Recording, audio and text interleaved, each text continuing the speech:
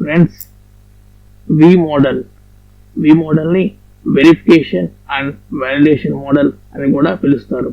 అసలు ఈ మోడల్కి వి మాడ్యూల్ అని పేరు ఎలా వచ్చింది? దీన్ని వెరిఫికేషన్ అండ్ వాలిడేషన్ మాడ్యూల్ అని ఎందుకు పిలుస్తున్నారు? Hi friends, welcome back to Abhey, a YouTube testing channel. Let us gain knowledge on testing concepts. I request you to subscribe our channel. Friends, ఈరోజు మనం తెలుసుకోబోయే టాపిక్ వ్యూ మోడల్ని verification and validation model అని ఎందుకంటారు. Friends, మీరు కానీ view model and SDLC యొక్క వీడియోస్ని చూడకుండా ఉంటే పైన ఉన్నటువంటి ఐకార్డ్ సెక్షన్లో ఆ వీడియోస్ యొక్క లింక్స్ని పొందుపరిచి ఉన్నాము. మీరు ఆ వీడియోస్ని కూడా చూసి సబ్జెక్ట్ గెయిన్ చేసుకోగలరని ఆశిస్తున్నాను. And coming to the today topic, verification and validation. ముందుగా వెరిఫికేషన్ గురించి పరిశీలిద్దాం.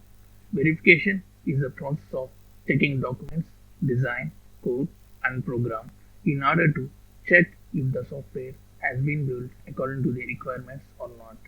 మనకి ఒక ప్రాజెక్ట్ వచ్చినప్పుడు దాని రిక్వైర్మెంట్ అనాలిసిస్ స్టేజ్లో మనం క్లయింట్ కాడి నుంచి కొన్ని రిక్వైర్మెంట్స్ అనేది గ్యాదర్ చేస్తాము. ఆ గ్యాదర్ చేసినటువంటి రిక్వైర్మెంట్స్ని మనం ఒక డాక్యుమెంట్ ప్రిపేర్ చేస్తాము. దాన్ని సాఫ్ట్వేర్ రిక్వైర్మెంట్ డాక్యుమెంట్ అని కూడా పిలుస్తాము. ఆ డాక్యుమెంట్లో అన్ని రిక్వైర్మెంట్స్ని పొందుపరిచి ఉన్నామా అని చెక్ చేయడాన్ని, ఆ చెక్ చేసిన తర్వాత ఆ యొక్క డాక్యుమెంట్ ప్రకారం డిజైన్ చేసినప్పుడు ఆ డిజైన్లో అన్ని రిక్వైర్మెంట్స్ని ఇంప్లిమెంట్ చేసే విధంగా డిజైన్ ఉందా లేదా అని చెక్ చేసేదాన్ని, ఆ డిజైన్ చేసిన తర్వాత కోడింగ్ అండ్ ప్రోగ్రామ్ ఆ యొక్క డిజైన్ ప్రకారం జరుగుతుందా లేదా అని చెక్ చేసేదాన్ని వెరిఫికేషన్ అంటారు. ఈ యొక్క వెరిఫికేషన్ని డిజైనర్స్ అండ్ డెవలపర్స్ ఇన్వాల్వ్ అవుతారు.